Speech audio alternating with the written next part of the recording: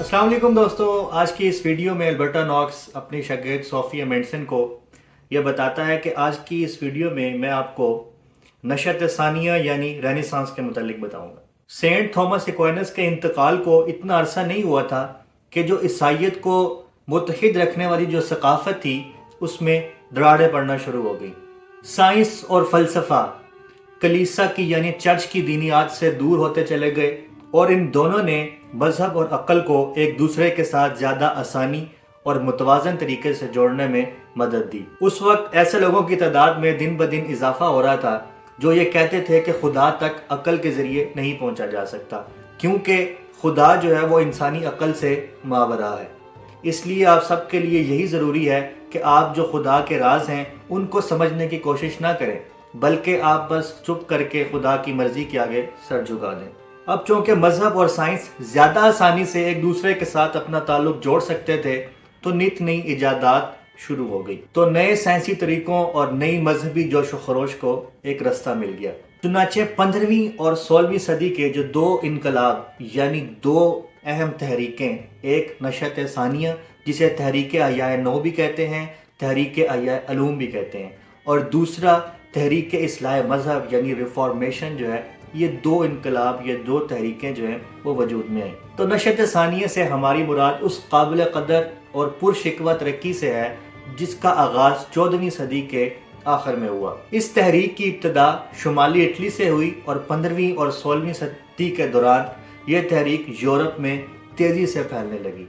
तो यहाँ सोफिया मेंडसन ये सवाल करती है कि ये नशत सानिया को अहयाए नो कैसे कह सकते हैं। तो अल्बर्टो नॉक्स इसके जवाब में ये कहता है कि नशत सानिया को हम तहरीक अहयाए नो भी कहते हैं, और यहाँ पे अहयाए नो उस कदीम ज़माने के आर्ट और कल्चर का होना था, लेकिन यहाँ हम नशत सानिया में इंसान दोस्ती यानी ह्यूमनिज्म का जिक्र करते हैं। क़ुरून ज़ुल्मत के कदीम दौर के बाद जब इंसान का हर पहलू सिर्फ मजहबी नुक्ता नज़र से देखा जाता था, इस दौर में दोबारा से इंसान को जो है वो दुनियावी और साइंसी तरीक़ों पे गौर व फिक्र करने लगा। इस दौर का नारा था कि माखज़ की तरफ चलो, यानी कदीम दौर की इंसान दोस्ती और अक्ल की तरफ दोबारा चलो। उस दौर में जिस तरह यूनानी ज़ुबान सीखना एक फ़ैशन बन गया था, तो उसी तरह पुराने ज़माने के जो मुजस्मे थे या जो खतूत थे उनको तलाश करना भी एक तफरीही अमल बन गया था। और यूनान में इंसान दोस्ती का मुताला एक तदरीसी मकसद भी था, क्योंकि इंसान दोस्ती के जो मज़ामीन हैं उनको पढ़ने से क्लासिक जो तालीम थी वो हासिल होती थी और इंसान के औसाफ जो हैं वो मज़ीद निखरते थे।